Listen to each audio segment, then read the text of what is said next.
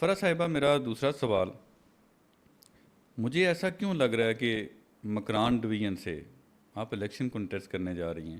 میرے پاس social media کے اوپر یوتھ، بچے بچیاں، وہ سب آپ کو آئیڈیلائز کر رہی ہیں. آخر آپ نے ایسا مکران ڈویژن میں کیا کیا ہے؟ دیکھیں، سب سے پہلے تو میں آپ کو ایک بات یہ ضرور کلیئر کر دوں، اور میرے جو دیکھنے والے ہیں انہیں بھی یہ پتہ ہونا چاہیے کہ میں زیادہ بلیو رکھتی ہوں سوشل سروسز پہ، اور without any discrimination of caste, colour, creed اور ایریا.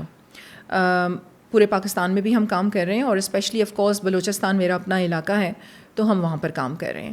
مکران ڈویژن کو فوکس کرنے کا مقصد یہی تھا کہ that is the most vulnerable area. اور آپ نے دیکھا ہوگا جو دہشت گردی کے واقعات پچھلے دنوں میں بھی ہوئے، تو ان لوگوں کا تعلق بھی زیادہ تر مکران ڈویژن سے تھا. تو پھر جب میں نے مکران ڈویژن کا رخ کیا تو وہاں میں نے دیکھا کہ یہ جو دہشت گردی میں انوالو لوگ ہیں یہ تو مٹھی بھر ہیں، تو وہ تو بڑے پیسفل لوگ ہیں. آپ اگر گوادر کی طرف جاتے ہیں یا پسنی کی طرف جاتے ہیں اور مارا کی طرف جائیں، آپ تربت، ایون تربت، تو یہ جتنا بھی مکران ڈویژن ہے تو بہت پڑھے لکھے لوگ ہیں، انٹلیکچوئل ہیں، بڑے وزڈم والے لوگ ہیں، بہت پیسفل لوگ ہیں. انہیں کمی کیا تھی؟ اپرچونیٹیز کی. انہیں کمی کیا تھی؟ ایکسپوجر کی. تو ہم ایمان پاکستان جو ہم نے حق میلہ کروایا تو اس میں ہم نے کافی فوکس کیا مکران ڈویژن کو، اور ابھی نیکسٹ جو ہم میلہ کروانے جا رہے ہیں وہ اسی ایریا میں جا رہے ہیں. آپ کا دیکھیں، میں ہمیشہ یہ کہتی ہوں کہ آپ کا جو دشمن ہے وہ آپ کی کمزوری سے فائدہ اٹھاتا ہے. ہمیں اپنی کمزوریوں پہ کام کرنے کی ضرورت ہے. بلوچستان کا بھی یہی کیس ہے، اور اب آپ کشمیر کو بھی دیکھ رہے ہیں. تو جہاں ہماری کمزوریاں اور جہاں ہم لیگ کرتے ہیں، میرے خیال سے ہمیں وہ فوکس کرنے کی ضرورت ہے. کیونکہ کشمیر میں جو حالات ہیں، میرے خیال سے بھارت والے تو بڑے خوش ہو رہے ہوں گے. حالانکہ یہ تو ان کی جو خوشی ہے میں سمجھتی ہوں بڑی محدود ہے، کچھ دنوں کی ہے.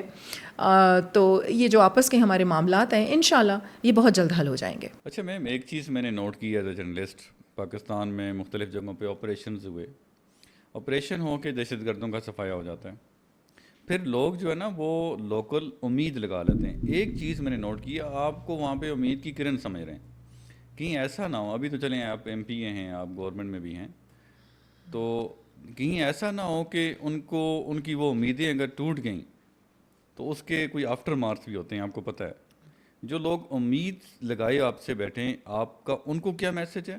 اور گورنمنٹ آف بلوچستان کو آپ، مستقبل کی گورنمنٹ آف بلوچستان کے بارے میں آپ کیا کہنا چاہیں گے کہ لوگوں کو کیسے ٹریٹ کیا جائے؟ میرا جو میسج ہے وہ یہی ہے کہ جب تک آپ خود نہیں چاہیں گے کہ آپ کے حالات بدلیں تو اس وقت تک آپ کے حالات نہیں بدلتے. اور انتظار نہ کریں کہ کوئی آئے گا تو آپ کے حالات بدلے گا.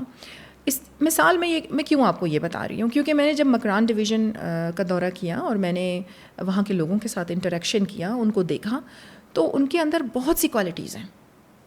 اپنی مدد آپ کے تحت بھی وہ بہت کچھ کر سکتے ہیں، لیکن آف کورس جو آپ کے سیاستدان ہوتے ہیں، جو لیڈرز ہوتے ہیں، وہ انہیں راستہ دکھاتے ہیں، وہ انہیں ڈائریکشن دیتے ہیں، اور وہ انہیں آف کورس اپرچونیٹیز جنریٹ کر کے دیتے ہیں.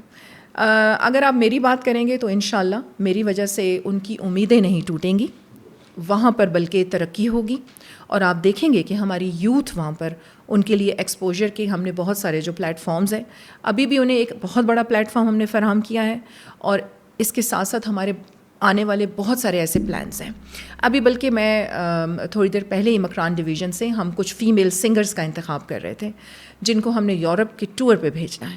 دیکھیں، اس قسم کی اپرچونیٹیز یہ صرف ایک میلے کی وجہ سے ہوا ہے کہ جب ہم نے وہ میلہ وہاں پہ کروایا تو اس کی وجہ سے جب ان کا ایکسپوجر ہوا تو لوگوں نے دیکھا.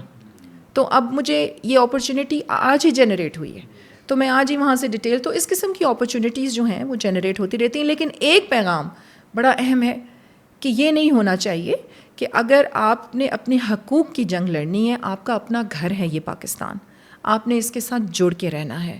آپ کبھی بھی دشمن کے ساتھ مل کے اپنے حقوق حاصل نہیں کر سکتے.